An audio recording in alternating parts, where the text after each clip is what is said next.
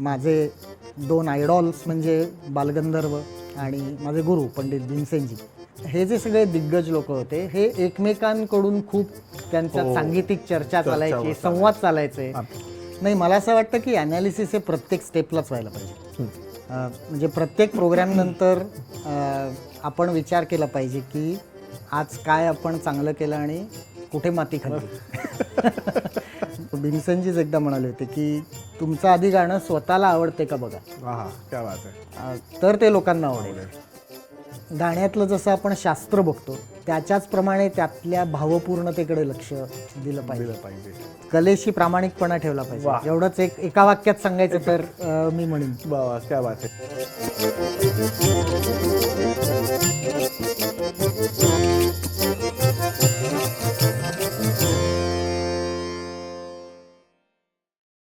नमस्कार मंडळी, जाई काजळ निर्मित स्मृतिगंध प्रस्तुत आभाळाची माणसं पर्व दुसरं ज्योतीने तेजाची आरती या मुलाखत मालिकेच्या ह्या भागात तुमच्या सगळ्यांचं परत एकदा मनपूर्वक स्वागत.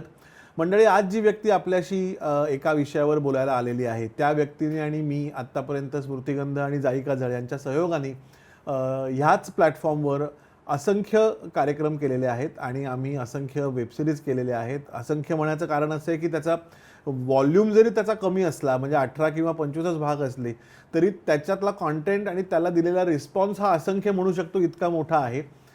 तुम्हाला साधारण अंदाज आला असेल की ज्यांच्याबरोबर गंधर्वगान ही वेबसिरीज झाली, ज्यांच्याबरोबर भीमसेनजी ही वेबसिरीज झाली, ते आपल्या महाराष्ट्राचे अतिशय लाडके गायक, राष्ट्रीय पुरस्कार विजेते आनंद भाटे, अर्थातच आमचा आनंददादा. आनंददादा, तुझं आभाळाची माणसं या मुलाखत मालिकेत अतिशय मनपूर्वक स्वागत. धन्यवाद. धन्यवाद. आता लोकांना प्रश्न पडला असेल की आपण आता दोघं जण ह्या खुर्च्यांवर बसून काय वेगळं नेमकं बोलणार आहोत, कारण का आता आणि समोर तर काही दिसत नाहीये, तंबुरे नाही, तबला नाही, माईक नाही, साथीदार नाही, काही नाही. आता आपण काय बोलणार आहोत, तर आजचा विषय थोडासा आम्ही वेगळा निवडलेला आहे, जो आतापर्यंत आम्ही एकत्र असताना बऱ्याचदा ह्या विषयावर अशी तुटक काय म्हणतो भागांमध्ये चर्चा होते. तर आम्ही असं म्हटलं की आपण एक सलग ह्याच्यावरच चर्चा करूया.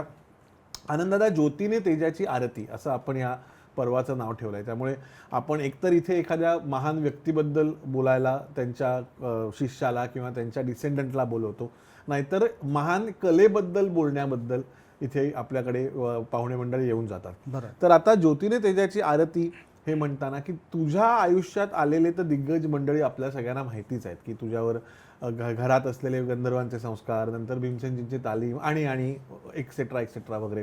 तरीसुद्धा त्यांच्या व्यतिरिक्त आपण अनेक दिग्गज कलाकार ऐकतो, बघतो, बरोबर, किंवा आपण अनेक दिग्गज कलाकारांचे फॅन असतो, जरी त्यांना आपण कधी भेटलो नाही तरी सुद्धा.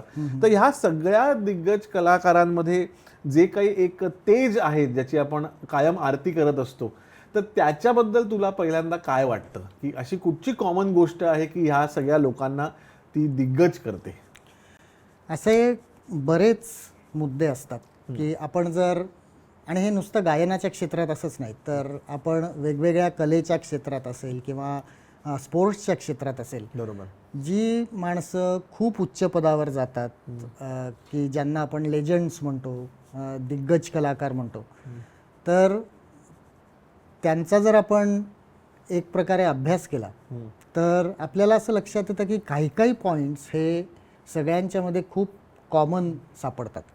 आणि ऑफकोर्स माझे दोन आयडॉल्स म्हणजे बालगंधर्व आणि माझे गुरु पंडित भीमसेनजी, या दोघांच्यात तर हे सगळे पॉईंट्स होतेच. पण इतर कलाकारांच्या कडे मी जेव्हा बघतो त्यावेळी बरेच असे पॉईंट्स आढळतात की जे कॉमन आहेत, की ज्याच्यामुळे ते लोक इतके ग्रेट झाले. म्हणजे आपण कधी कधी म्हणतो ना की what is the difference between good and great, तर तसं थोडंफार आपल्याला काही काही कॉमन मुद्दे किंवा पॅटर्न्स बघायला मिळतात. पण आनंद, तुझं आता आपण जर तुझ्या करिअरचा ओव्हरऑल विचार करायला गेलो, म्हणजे करिअर याचा अर्थ मी म्हणतोय की लहानपणी झालेलं नाट्यसंगीताच्या शिक्षणापासून ते आता तू अगदी पूर्णपणे व्यावसायिक शास्त्रीय गायक आणि असा म्हणून आता सेटल झालेला आहेस. एवढ्या सगळ्या 50 वर्षाचा जर आपण विचार करायला गेलो तर ह्या सगळ्या 50 वर्षाच्या कारकिर्दीमध्ये तुझ्या आयुष्यात असे महत्त्वाचे असे 3-4 टप्पे आले की लहानपणी तुझं सगळं शिक्षण हे साधारण नाट्यसंगीत ह्या प्रांतामध्ये होतं, त्याच्यानंतर मग तुझं सगळं शिक्षण हे शास्त्रीय प्रांतामध्ये झालं आणि त्याच्यानंतर परत 2010-11 साली बालगंधर्व चित्रपटाचं काम झाल्यानंतर परत काय म्हणतो त्या नाट्यसंगीताच्या कारकिर्दीला थोडा उजाळा मिळाल्यासारखं झालं आणि नंतर परत तू तुझं कॉर्पोरेटचं करिअर बदलून परत पूर्णपणे संगीताच्या दुनियेमध्ये आलास. तर एवढी सगळी तुझ्या आयुष्यात ट्रान्झिशन्स होत असताना त्या अवस्थेमध्ये तुझी मानसिकता काय काय होती साधारण, तुला आठवतंय का? म्हणजे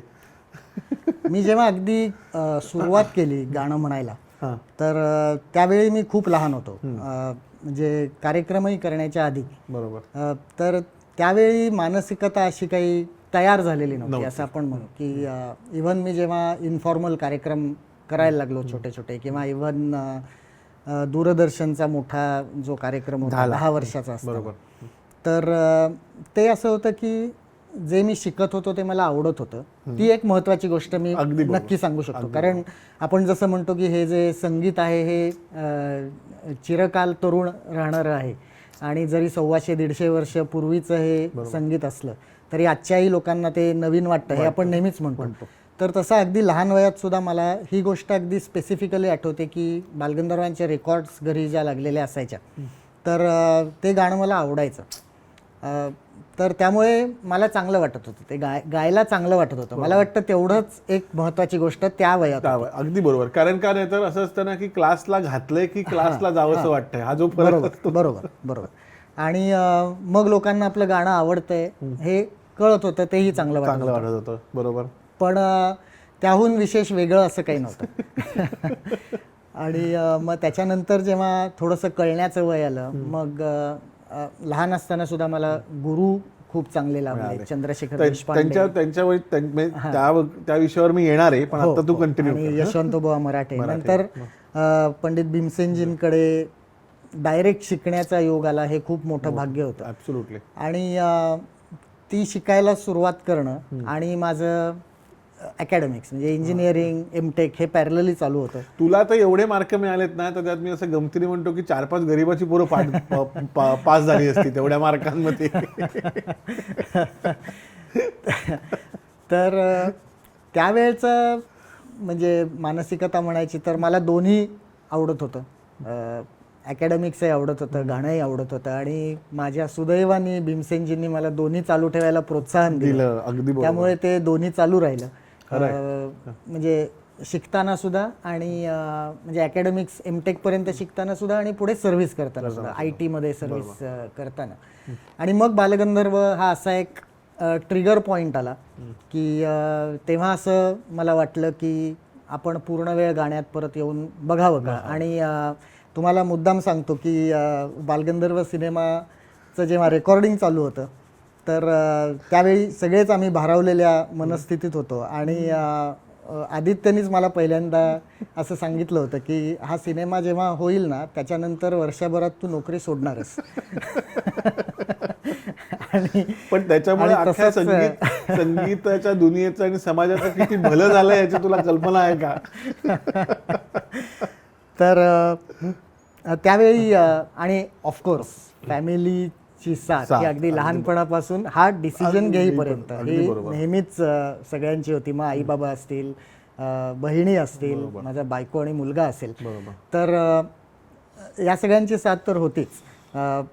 एस्पेशली म्हणजे मुलगा माझा लहान होता हा डिसिजन घेतला त्यावेळी, पण मिसेसनी माझ्या खूप मला सपोर्ट केला. कारण सॉफ्टवेअरमधली नोकरी सोडून इकडे यायचं हा एक मेजर डिसिजन होता. पण तिला माहिती होतं की माझं पॅशन हे गाणं आहे. करेक्ट. आणि त्यामुळे ती म्हणली तुला जे पॅशन आहे ते तू कर.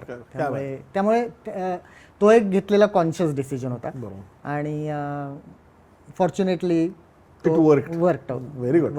आनंद दादा, मी तुला असं विचारतो की तू लहानपणी जसं म्हटलंस की नाट्यसंगीताची तालीम चालू असताना अशी फार मानसिकता नसते, कारण ते वय असं आपल्याला काहीतरी विचार करायचा आहे किंवा असं नाही, आपल्याला काय आपले गुरु सांगतात तसं गायचं, आपल्याला आवडतंय आपण कंटिन्यू करायचं. पण नंतर जेव्हा तुझी भीमसेनजींकडे तालीम सुरू झाली तेव्हा मी आउट ऑफ क्युरिओसिटी हा प्रश्न विचारतोय तुला की असा कुठचा रिअलायझेशन पॉइंट होता का की अरे हे काहीतरी आहे सिरियस, म्हणजे म्हणण्यापेक्षा की हे काहीतरी आता हे पूर्ण वेगळ्याच आपण एका डायमेन्शनमध्ये किंवा विश्वात असा प्रवेश करतोय आणि आत्तापर्यंत आपण जे करत होतो ते चांगलं वाईट म्हणण्यापेक्षा पूर्णपणे वेगळंच विचारसरणी, आवाजाचा लगाव असं ह्याच्यामध्ये आता सगळं आपल्याला करायला लागणार आहे आणि समोर तर साक्षात भीमसेनजीच आपल्याला शिकवतात. तर असा कुठचा काही तो काळ म्हणा किंवा असं रिअलायझेशन पॉईंट किंवा असं काही होतं का आयुष्यात, काही घडलं का, म्हणजे त्या वाढत्या वयात म्हणतोय मी पुढे? नाही, मी असं म्हणेन की तो जो रिअलायझेशन पॉईंट होता तो त्यांच्याकडे शिकायला जाण्याच्या आधीच आलेला होता. बरं.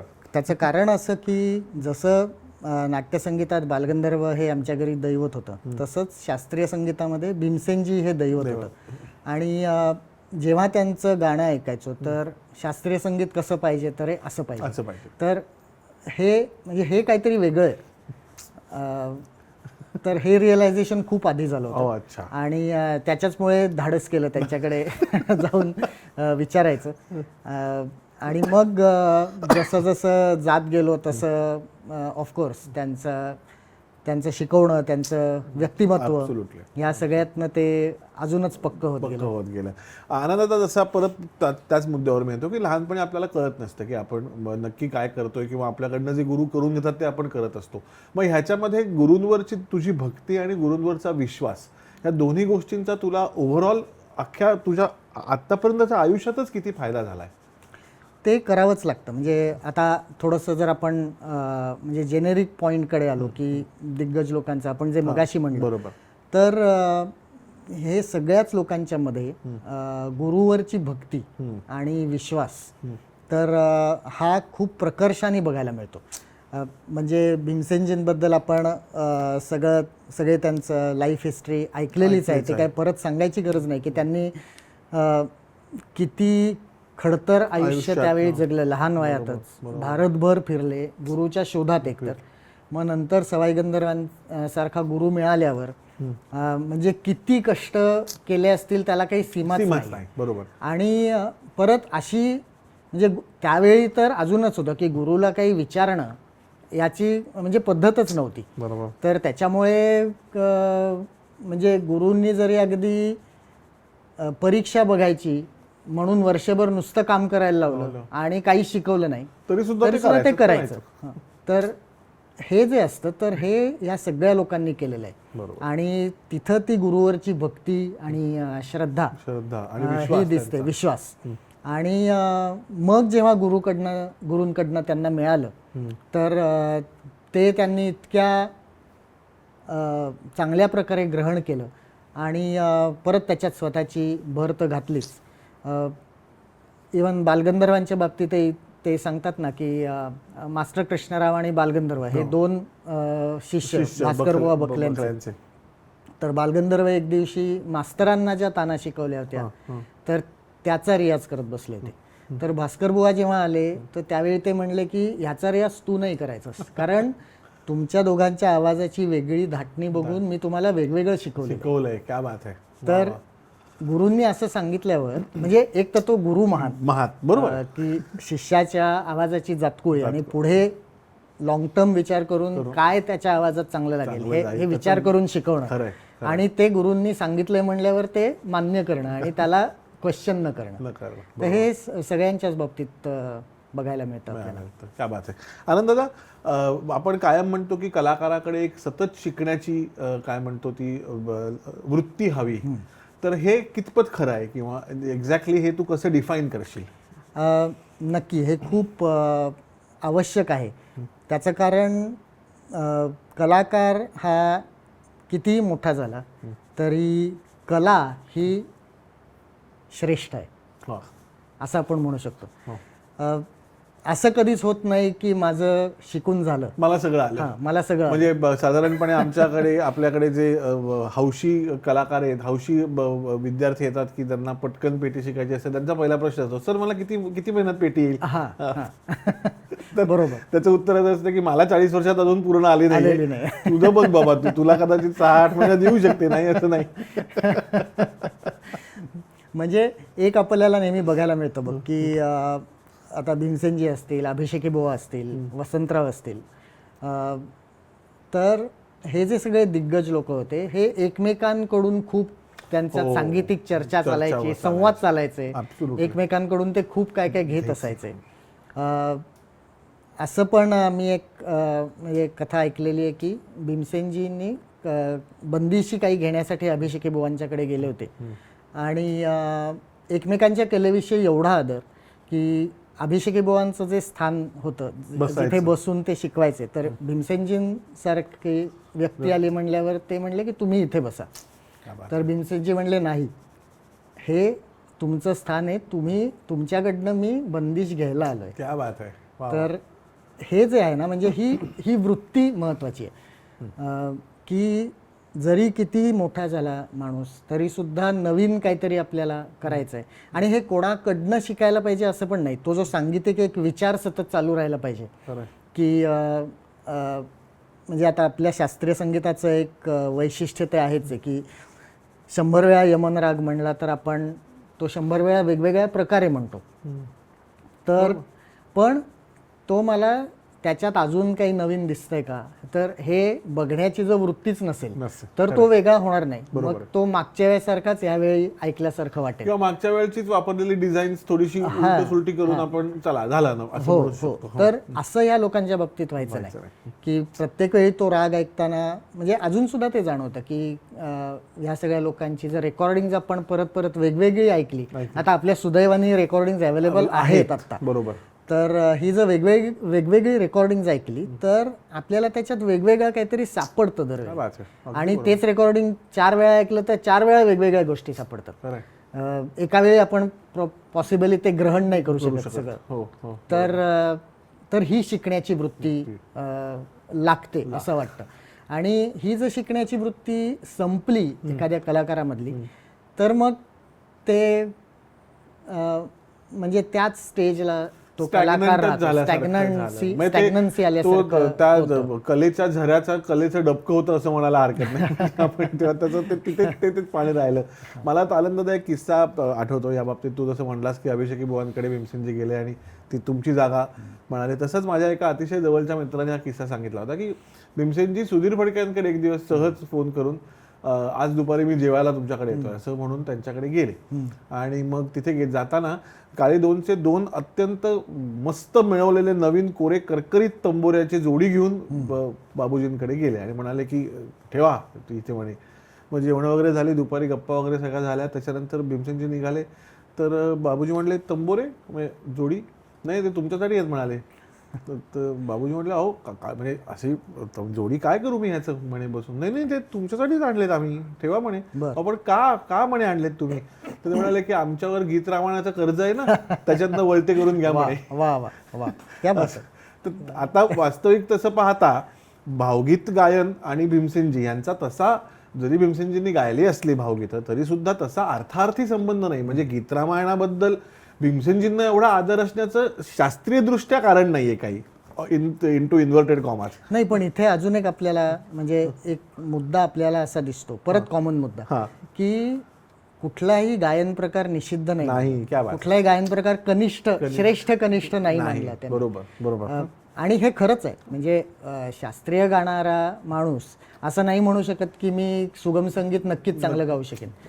ते वेगळं आहे. म्हणजे तिथे आवाजाचा लगाव तुम्हाला वेगळा लागतो, आवाजाची फेक वेगळी लागते. तर या लोकांनी जे सगळे गायन प्रकार गायले, तर शास्त्रीय संगीत गाताना, अभंग गाताना, सुगम संगीत गाताना त्यांचे स्वर लगाव वेगळे वेगळे असायचे. तर परत ही जाणीव ठेवून आणि त्याच्यासाठी ते त्याच्याविषयी आत्मीयता पाहिजे त्या प्रकाराविषयी. तो जर कनिष्ठच मानला तर ते होणारच नाही. अगदी बरोबर. आनंददादा, एक साधारणपणे आपण कायम हे वाक्य ऐकत असतो की कलाकारांनी काळाबरोबर राहिलं पाहिजे.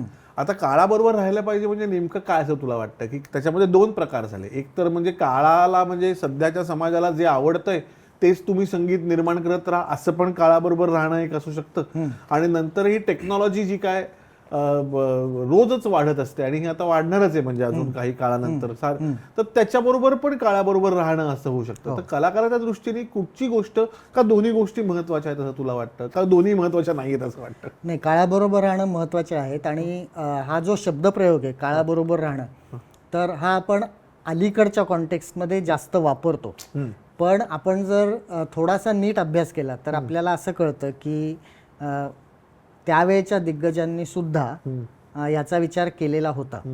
म्हणजे आता अभिषेकी बुवांचं उदाहरण घेतलं तर आधीच्या ज्या नाट्यसंगीताच्या चाली, जी गायकी तेव्हा प्रस्थापित होती, तर त्याला छेद देऊन त्यांनी नवीन प्रकारचं नाट्यसंगीत अगदी बनवलं. अगदी बरोबर. तर ही केवढी मोठी गोष्ट आहे. हे काळाबरोबर म्हणजे जाणंच आहे. असं म्हणजे त्या काळात असंही त्यांच्यावर टीका झाली होती की ही काय भावगीत नाट्यसंगीत म्हणून त्यांनी आणलेत. म्हणजे आयदर भावगीत किंवा मग एकदम शास्त्रीय बंदिशी अनवट ट्राक बरोबर या दोन्ही प्रकारचं त्यांनी केलं की जे आधी नव्हतं झालेलं. पण ती सुद्धा नंतर चांगली लागलीच ना. नाही ती क्रांतीच होती असं म्हणायला हरकत नाही ना. ऑफकोर्स क्रांती झाली. डॉक्टर वसंतराव देशपांडेंचं उदाहरण आहे की त्यांनी ज्या प्रकारे स्वतःची गायकी मोल्ड केली काळाप्रमाणे. भीमसेनजींचं उदाहरण आहे की म्हणजे भीमसेनजींच्या बाबतीत 2 पॉइंट्स मला प्रकर्षाने जाणवतात की मैफलीचं स्वरूपसुद्धा, म्हणजे आधी कसं असायचं की शास्त्रीय संगीत गायचं, रागसंगीत एस्पेशली, तर ते कळणारे लोक जे असतात तर त्यांना त्यांच्यापुढे तुम्ही 1.5 तास राग सादर करू शकता. करेक्ट. ते म्हणजे गाणाऱ्यांचंही तेवढं कर्तृत्व होतं, ऐकणाऱ्यांचा पेशन्स होता आणि त्यांना त्याचा आवड होती, आनंद मिळत होता आणि त्याच्यातले नुआन्सेस त्यांना कळत होते. बरोबर. पण हाच ऑडियन्स सगळा नसतो. करेक्ट. तर आणि प्रत्येक शास्त्रीय संगीताच्या मैफिलीला येणारा माणूस त्याला शास्त्र कळतच असेल असं तुम्ही गृहीत नाही धरू शकत. तर भीमसेनजींनी हे शास्त्रीय संगीत जे आहे ते सामान्य श्रोत्यापर्यंत पोचवलं आणि हे खूप मोठं उदाहरण आहे काळाबरोबर राहायचं. तर त्याच्यात त्यांनी त्याच्या प्रेझेंटेशनमध्ये थोडे बदल केले की लोकांना, पण त्याच्यात एक खूप महत्त्वाचा मुद्दा की लोकांसाठी गायचं म्हणजे प्लेइंग टू द गॅलरी हे केलं म्हणजे मी मगाशी जसं म्हटलं की समाजाला जे हवंय तेच गात सुटायचं, तसं केलं नाही. म्हणजे कुठल्याही प्रकारे त्यातलं शास्त्र डायल्यूट नाही केलं त्याने. पण शास्त्र डायल्यूट न करता सुद्धा ते कशा प्रकारे प्रेझेंट करता येईल की जे ज्याला अजिबात शास्त्र कळत नाही त्याच्यापर्यंत पोचेल. तर हा खूप मोठा विचार आहे. म्हणजे मला वाटतं या सगळ्या लोकांनी फक्त ते बोलून नाही दाखवलं की हे मी कसं करतोय बघा, पण त्यांनी या सगळ्या गोष्टी करून दाखवल्या आणि त्यांचा विचार सतत चालू होता. आणि शिवाय मैफलीचं स्वरूप हे जर बघितलं तर जसं रागसंगीत ते मांडायचे, तसंच त्याच्यानंतर एखादी ठुमरी, मग एखादं नाट्यसंगीत आणि मग मध्यंतरानंतर परत छोटा राग, बरोबर, आणि मग काय अभंग असतील किंवा परत 2 छोटे राग असतील, असं ते मैफलीचं स्वरूप पण त्यांनी एक तयार केलं होतं की ज्याच्यामुळे ऑडियन्समधल्या प्रत्येकाला काही ना काही त्यातनं आनंद मिळेल, आपलंसं वाटेल ते. तर अशा प्रकारे, पण ह्याच्यात मी म्हणलं तसं की ते शास्त्र डायल्यूट न होऊन देणं हे जास्त अवघड असतं. लोकांसाठी गाणं हे सोपं असतं किंवा त्याच्यात बदल करणं सोपं असतं, पण ते डायल्यूट न करणं खूप अवघड असतं. तर ते त्यांनी खूप चांगल्या रीतीने करून दाखवलं. म्हणजे काळाबरोबर राहण्याची ही एक वेगळी डेफिनेशन आहे की ह्याच्यात ते काळाबरोबर नुसते राहिलेच नाहीत लोक, तर त्यांनी काळाबरोबर बदलणारा समाज सुद्धा आपल्या गाण्याच्या प्रमाणे ट्रेन केला असं ट्रेन केला. आणि अजून एक गोष्ट म्हणजे परत भीमसेनजींच्या बाबतीत स्पेशली की रेकॉर्डिंग, तर आधीचे खूप गायक असे होते की त्यांना रेकॉर्डिंगचं इन प्रिन्सिपल त्यांना मान्य नव्हतं म्हणा किंवा काही, परंतु अब्दुल करीम खान साहेब असतील, सवाई गंधर्व असतील, भीमसेनजी असतील आणि त्यांच्या पिढीतले सगळे, तर त्यांनी रेकॉर्डिंग या क्षेत्रालाही तेवढंच महत्त्व दिलं. आणि त्यामुळे त्याचे म्हणजे त्यांनी हे असं केलं हे आपल्यावर खूप मोठे उपकार झाले की आपल्याला ते ऐकायला येतात आता. खरंय. आणि त्यात परत म्हणजे मी रागसंगीत गाणार म्हणजे मी एक तासाभराचाच ख्याल गाणार असं नाही. रेकॉर्डिंगची रिक्वायरमेंट अशी आहे का की अर्ध्या तासात गायचं का 20 मिनिटात गायचं. एक्झॅक्टली मी तेच म्हणत होतो. तर त्या 20 मिनिटात तो एका तासाचा कंटेंट कसा प्रेझेंट करता येईल हा केवढा मोठा काळाच्या बरोबर जाणारा विचार आहे. ॲब्सोल्युटली, खरंच आहे. आणि त्या आपण 20-20 मिनिटाच्या LPs ऐकल्या तर अक्षरशः आपल्याला वाटतं की मैफलीत राग ऐकल्याचं समाधान 20 मिनिटात कसं मिळतं. खरंय. म्हणजे त्या रागाचा कॉन्टेंट, त्या रागासाठी 20 मिनिटात चेंज करण्यासाठी लागणारी लय, त्याच्यानंतर त्याचं मॅटरचं डिस्ट्रीब्युशन, हे सगळं Balance त्याचा जो आहे. त्याचा तो कॉन्टेंटचा बॅलन्स. हो, नाहीतर फार विचित्र परिस्थिती होते. म्हणजे कधी कधी रेडिओवर अशी कधी कधी काही फसलेली रेकॉर्डिंग ऐकायला मिळतात. म्हणजे तू बरोबर आहे. म्हणजे 20 किंवा 30 मिनिटाचा स्लॉट असतो बरोबर. आणि त्याच्यात 30 मिनिटाचा स्लॉट असेल ना, तर 20 मिनिटं होईपर्यंत आलापीच संपत नाही किंवा अंतरात सुरू होत नाही ख्यालाचा. हा. आणि मग एकदम लक्षात येतं गायकाच्या की अरे बापरे, आता 10च मिनिटं राहिलेत. मग सगळं पुढचं त्या 10 मिनिटात जे काय गुंडाळलं जातं, कोंबणं. म्हणजे हिंदी चित्रपटात मैं घर छोड के जा रही हूं म्हटल्यानंतर ती हिरोईन कसे कपडे काढते आणि बॅगेत, असं कोण घर सोडून जातं, हो की नाही? असं नाही जात ना घर सोडून. ती घर सोडून गेली तरी कपडे घडी नाही काय करून ठेवणार, असे नुसते 4 ड्रेस कोंबले की झालं, असं होऊ शकत नाही ना. तसं त्या ख्यालाचं होतं. ही अशी उपमा आदित्यला सुचू शकते. नाही, माझ्या डोळ्यासमोर आलं असतं ते एकदम. हिरोईन 4 गाऊन काढते, ती बॅगेमध्ये भरते, बॅग बंद करते, मी घर सोडून जा रे. अरे कसं असं.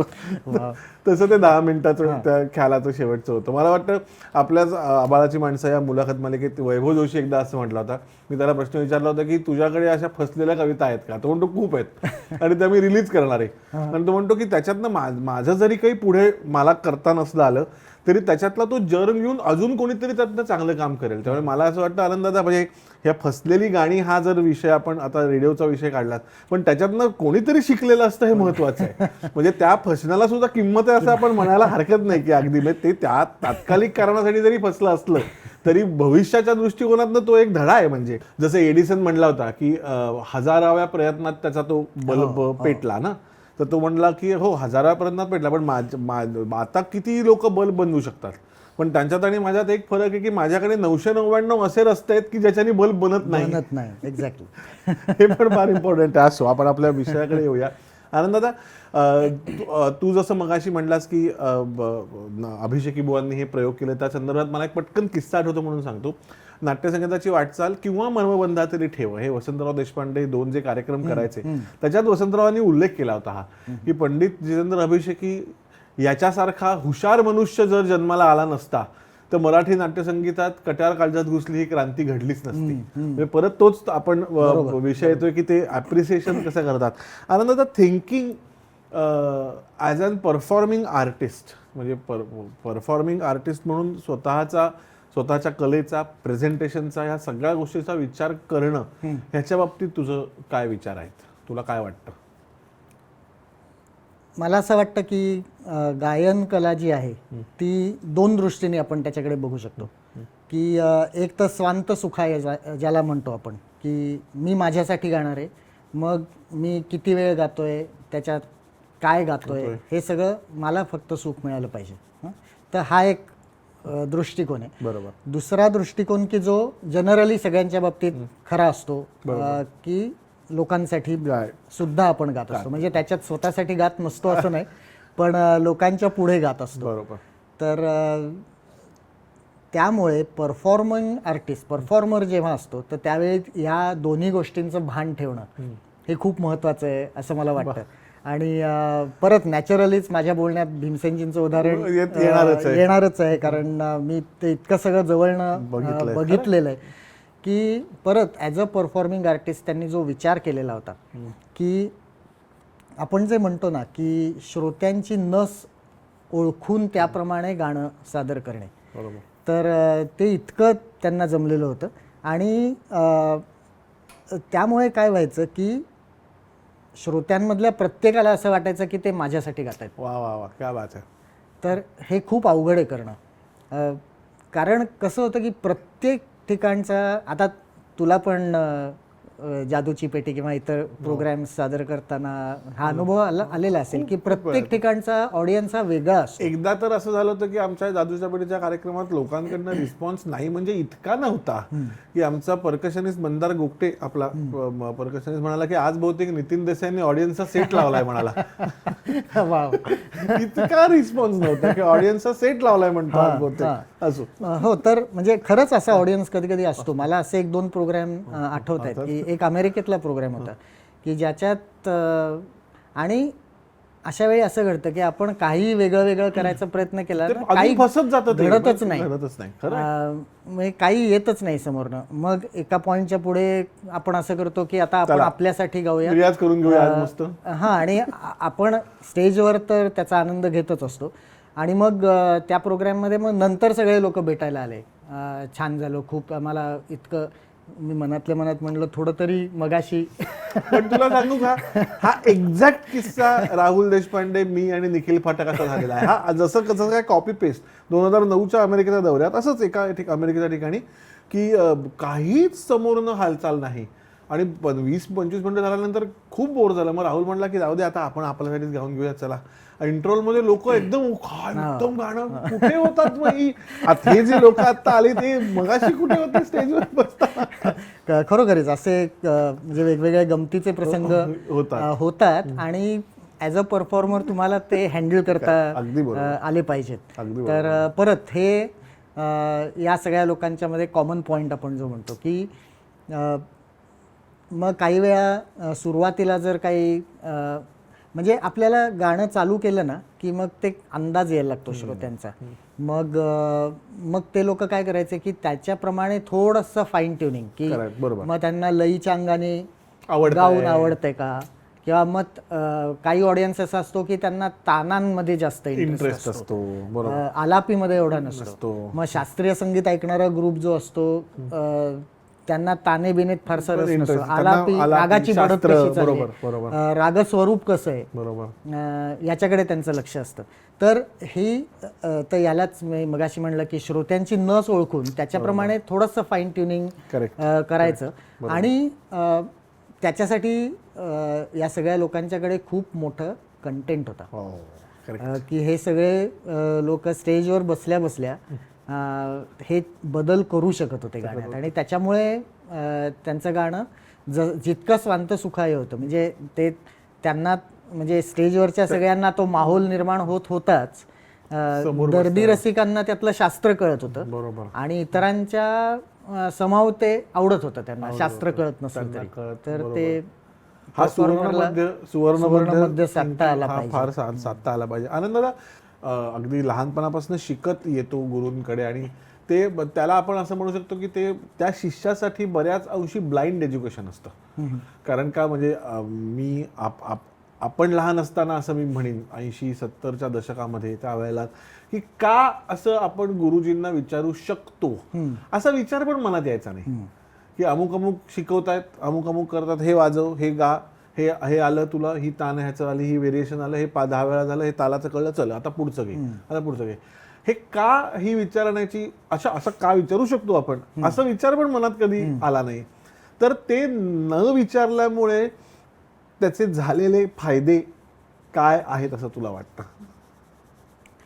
मला असं वाटतं की त्यावेळी म्हणजे ती जी स्टेज असते तर त्याच्यात आपण नुसतं ग्रहण करत असतो. बरोबर. तर त्याच्यामुळे तो एक काय म्हणतो आपल्याकडे एक डेटाबेस किंवा बँक तयार होत असते की म्हणजे गाईसारखं ते आधी खाऊन घ्या तुम्ही, फक्त नंतर करा. आणि त्याच्यात परत तुमचा विश्वास पाहिजे गुरुवर. ही फार मोठी गोष्ट आहे.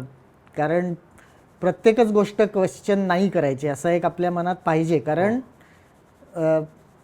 म्हणजे जरी आपण विचारलं, बऱ्याच वेळेला असं होतं की जरी त्या स्टेजला प्रश्न विचारला तरी गुरूंना माहिती असतं की त्याचं उत्तर सांगितलं तरी त्याला कळणार नाही या वेळा. कारण त्याची ते उत्तर कळायची पण पात्रता आलेली नाही, बौद्धिक पात्रता नाही तेवढी, ते पण व्हायला पाहिजे ना. तर त्याच्यामुळे सुरुवातीला ब्लाइंड फॉलोईंग असेल तरी त्याचा नंतर फायदाच होतो. आणि नंतर मग गुरु शिष्याचं एक नातं असं तयार होतं की एका पॉइंट नंतर मग तुम्ही चर्चा करू शकता किंवा विचारू शकता त्यांना. आणि मग त्यावेळी प्रॉबेबली मग ते जे सांगतात ते कळण्याची पण थोडीशी अक्कल आलेली असते तेव्हापर्यंत. अनुभव आणि अक्कल दोन्ही. बरोबर. क्या बात आहे. आनंदाचा प्रत्येक कलाकाराला एक सेल्फ रिअलायझेशन पॉइंट असतो आणि प्रत्येक कलाकारांनी स्वतःचा एक सेल्फ अनालिसिस करणं कायम गरजेचं असतं.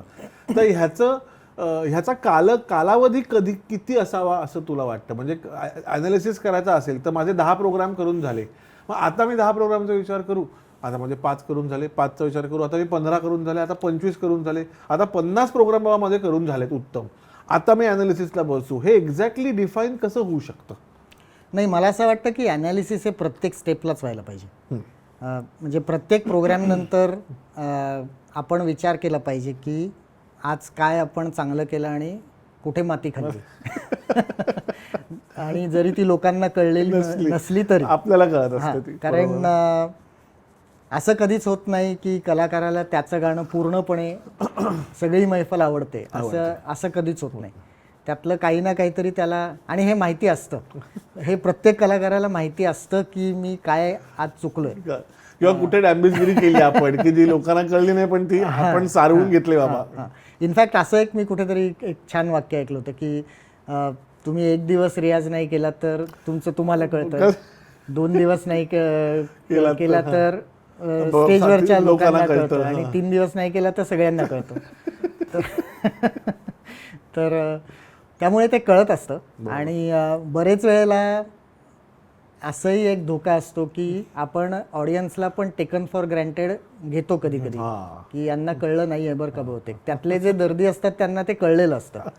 तर त्याच्यामुळे लोक किती आपल्याला चांगलं म्हणतात याच्यावर जर आपण स्वतःची लेवल ठरवली तर मग काही खरं नाही. म्हणजे ते तुम्ही स्वतः प्रामाणिकपणे अनालाइज करता आलं पाहिजे. म्हणजे मला वाटतं भीमसेनजीच एकदा म्हणाले होते की तुमचं आधी गाणं स्वतःला आवडते का बघा, क्या बात आहे, तर ते लोकांना आवडेल, असं आहे. तर तसं तर ॲनालिसिस या मुद्द्यावर आपण बोलत होतो. तर हेच ह्या प्रकारचं जे ॲनालिसिस आहे ना, तर ते झालं पाहिजे. आणि हे दोन्ही बाजूने झालं पाहिजे. म्हणजे फक्त स्वतःच्या चुकाच काढायच्या असं नाही, पण काय आपण केलं तर लोकांना आवडतंय हेही माहिती पाहिजे.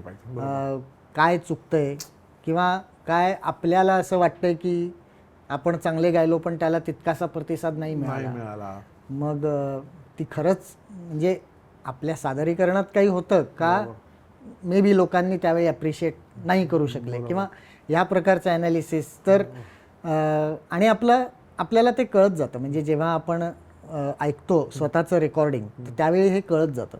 आणि रेकॉर्डिंगमध्ये फार चांगलं कळतं. आणि मैफलीत काय होतं की तो एक माहोल असतो, तर त्यामुळे 19-20 चालून जातं.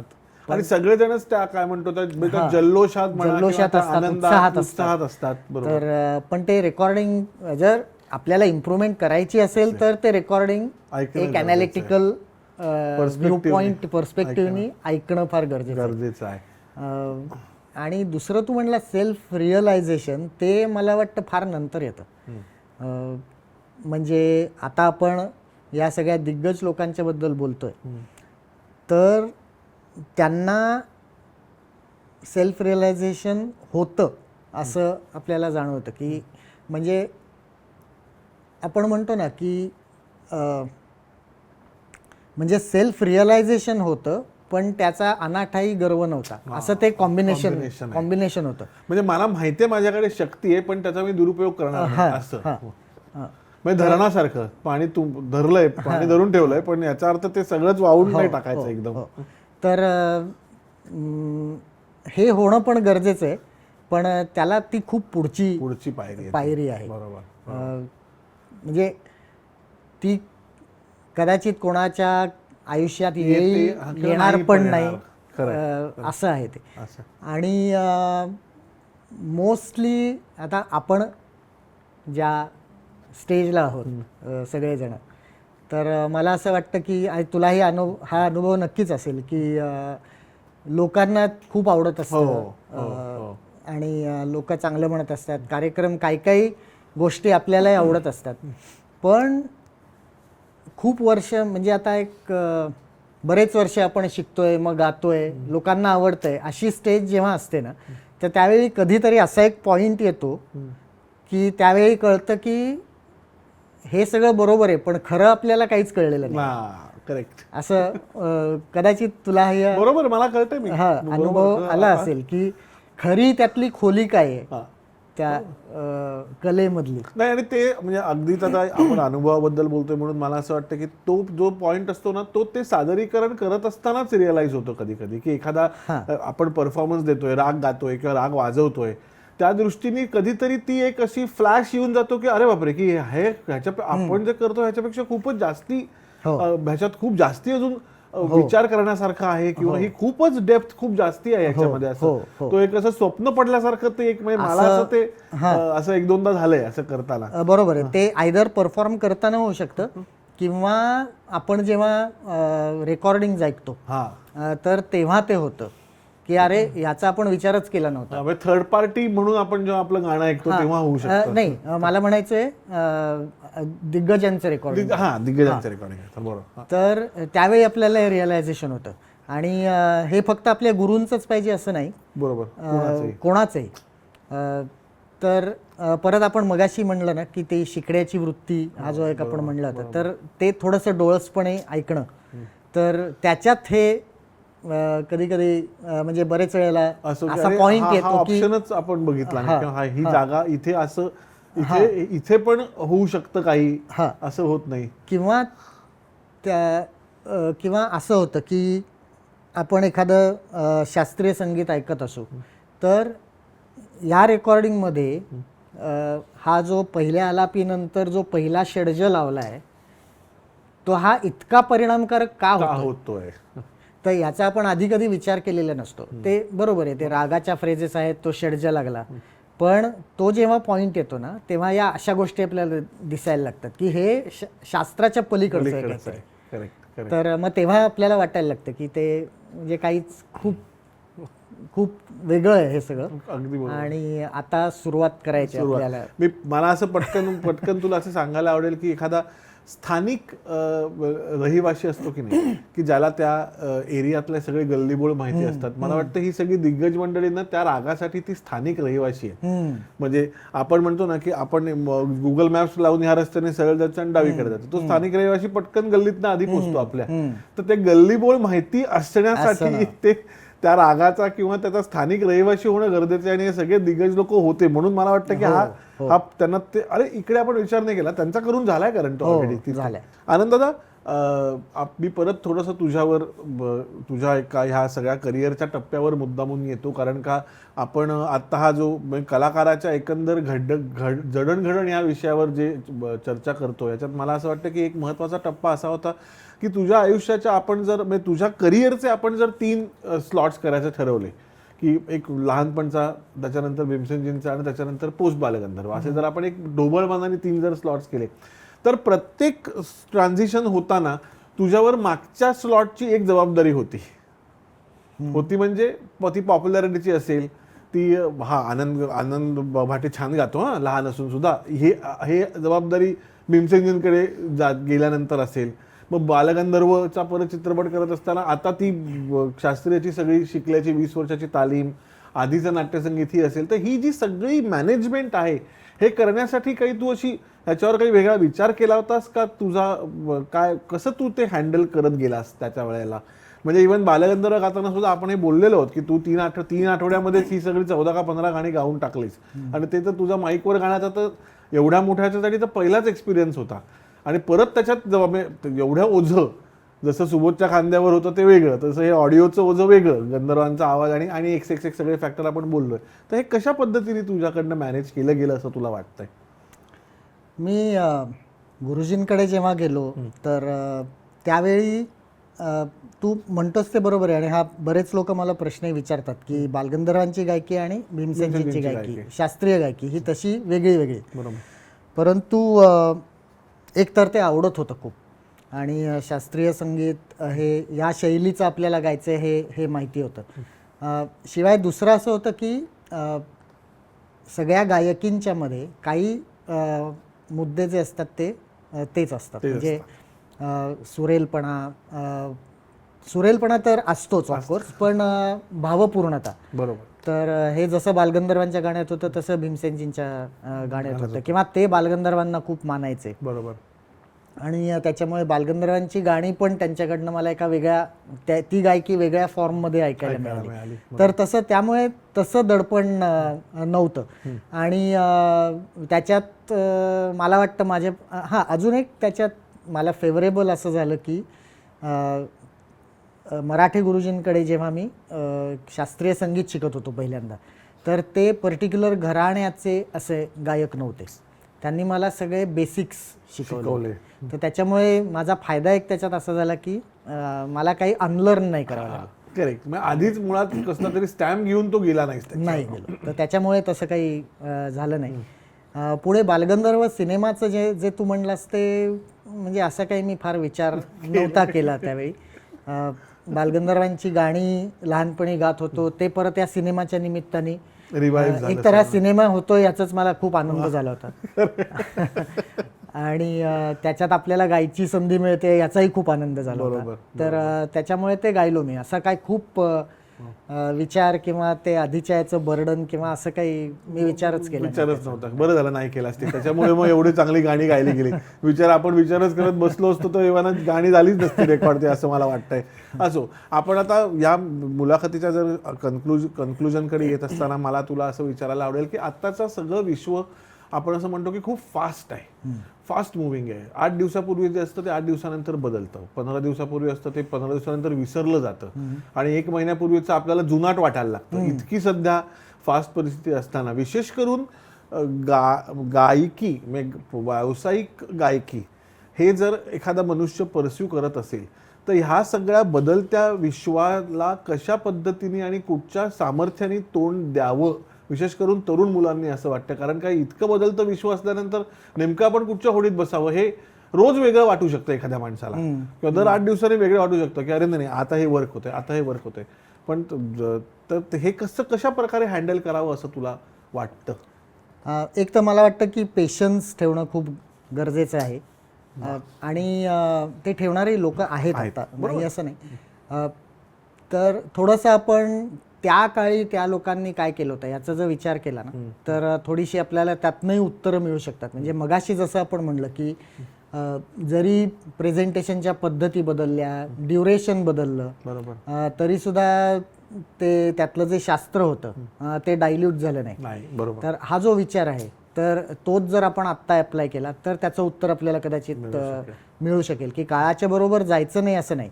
आता सोशल मीडियाचा जमाना आहे तर प्रत्येकच जण सोशल मीडियावर असतो, त्याच्यावर काहीतरी टाकत असतो. तर ते टाकू नये असं नाही. मग अगदीच काळाप्रमाणे नाही गेलं तर तुम्हीच स्टॅग्नंट होता. बरोबर आहे. पण ते करताना थोडंसं त्या लोकांनी जसा विचार केला की माझं मूळ प्रिन्सिपल त्यातलं गेलं नाही पाहिजे, तर त्याचा जर थोडासा विचार केला तर मला वाटतं हा बॅलन्स दोन्ही खूप चांगल्या पद्धतीने साधता येईल. आणि मला वाटतं आनंद दादा की हाच तुझा इतका चांगला विचार आहे की हे शेवटी बाहेर बघण्यापेक्षा आत बघण्याला पण तेवढीच किंमत आहे असं मला वाटतं. बरोबर. आणि अजून एक गोष्ट मला या अनुषंगाने आठवली की एस्पेशली आत्ताच्या जनरेशनमधले जे गायक आहेत तर त्यांना मी हा ॲक्च्युली आवर्जून सांगेन की गाण्यातलं जसं आपण शास्त्र बघतो तर त्याच्याचप्रमाणे त्यातल्या भावपूर्णतेकडे लक्ष दिलं पाहिजे. कारण तो थोडासा आत्ता हे दिसतो की तो एवढ्या पटीत तान गातो ना, मग मला एवढ्या पटीत तान गाता आली पाहिजे. पण तुम्ही जर म्हणजे अभंगात ती शास्त्रीय संगीतासारखी तान घेतली केवळ आपल्या गळ्याची तयारी दाखवण्यासाठी तर ते तिथे नकोय. बरोबर आहे. आणि दुसरी गोष्ट म्हणजे भावपूर्णता.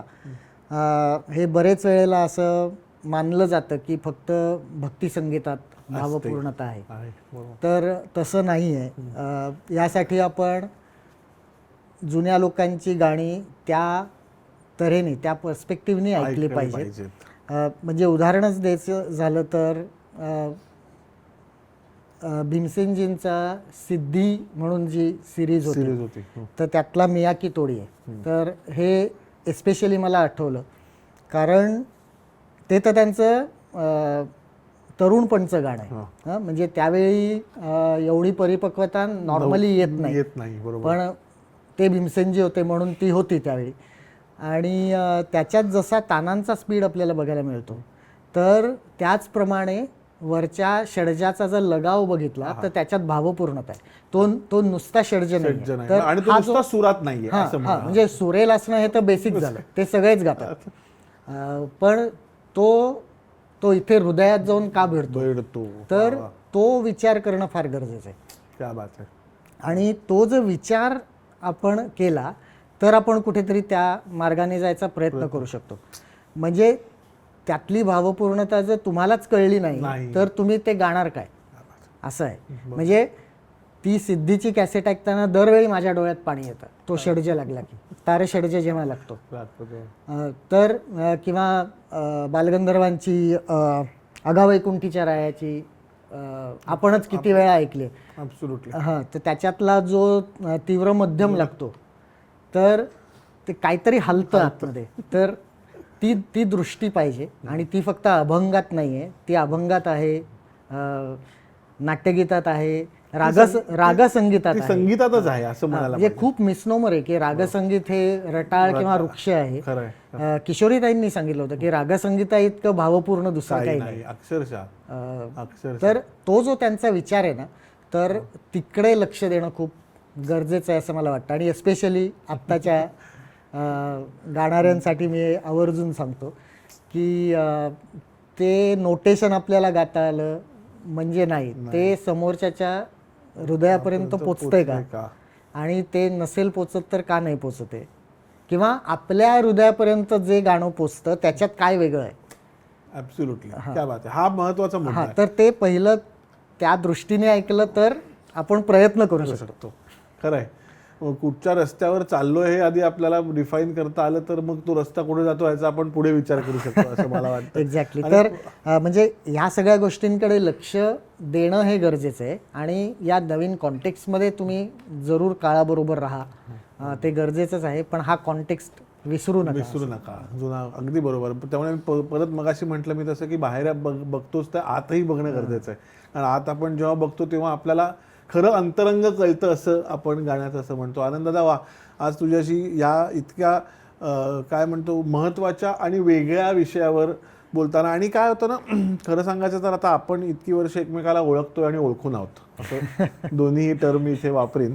परंतु ते ओळखत असताना सुद्धा अशा विषयावर सुद्धा कधी कधी गप्पा आणि चर्चा होणं गरजेचं असतं. खूप बरोबर. कारण का सांगीतिक गप्पा, सांगीतिक चर्चा भेटल्यानंतर होतच असतात. साधारणपणे आपण 100त 80 वेळा आता आपण काहीतरी प्रोजेक्ट करूया ह्याच्यावरनच गप्पा साधारणपणे चालू होतात पुढच्या काहीतरी करायला. पण ह्या प्रकारच्या गप्पांमुळे एक काय म्हणतो, एक वेगळ्या प्रकारचं आवरण मनावरचं किंवा हृदयावरचं निघाल्यामुळे एक वेगळ्या प्रकारची व्यक्ती, अरे तुझ्याकडे हे पण, म्हणजे बऱ्याचदा माझा एक अतिशय आपला जवळचा मित्र आहे विनायक, तो एक खूप छान म्हटला होता, विनायक दापके, की आपण बऱ्याचदा जवळच्या माणसांना गृहीत धरतो किंवा आपल्याला बऱ्याचदा जवळच्या माणसांचाच ग्रेटनेस कळत नाही असं होतं. अरे तो नाही आपलाच येतो असं पटकन होऊन जातं. पण तसं न होण्यासाठी अशा प्रकारच्या चर्चा आणि अशा प्रकारचे विषय हाताळणं खूप गरजेचं आहे असं मला आत्ताच बोलताच ही जाणीव झाली. आणि त्याच्यामुळे हा खूपच छान काय म्हणतोय आपलं चर्चासत्र आणि मुलाखत मालिका असं म्हणणार नाही मी, कारण काही चर्चासत्रच होतं पण खूपच अप्रतिम झालं. आणि त्याचा मला खात्री आहे की नवीन मुलांना आणि नवीन पिढीला आणि एकंदरच कलाकार कसा घडावा, की जुन्याच्या पावलांवर तुम्ही पाऊल ठेवूनच पुढे यायचं आहे. पण ते करताना स्वतःची पावलं आपण सरकू द्यायची नाही आहेत, हेही तितकंच महत्त्वाचं आहे. हे फार छान मला वाटतं आज चर्चा झाली. तर तुला काही शेवटचं अजून काही ॲड करायचं असेल तर आपण याच्यामध्ये ॲड करू शकतो. नाही, कलेशी प्रामाणिकपणा ठेवला पाहिजे, एवढंच. एका वाक्यात सांगायचं तर मी म्हणेन. वा, क्या बात आहे. उत्तम. आनंददादा, आज परत तू वेळात वेळ काढून इकडे आलायस आणि इतक्या छान सेन्सिटिव्ह विषयावर आपण अशा तरल गप्पा मारल्यात, त्याच्यामुळे खरंच तुझे मनपूर्वक आभार. आणि जाई काजळ आणि स्मृतिगंध परिवारातर्फे ही एक छोटीशी गिफ्ट तुझ्यासाठी आणलेली आहे, त्याचा तू स्वीकार करावास असं आम्हाला वाटतं. धन्यवाद. तर मंडळी, आभाळाची माणसाचा हा भाग तुम्हाला कसा वाटला हे आम्हाला तुमच्या प्रतिक्रियांद्वारे कळवा. आवडला असेल तर शेअर करा, मित्रांपर्यंत पोचवा. आणि असेच अजून भाग बघण्यासाठी स्मृतिगंधचं फेसबुक पेज आणि यूट्यूब चॅनल शेअर करा, लाईक करा आणि सबस्क्राईब करा. धन्यवाद.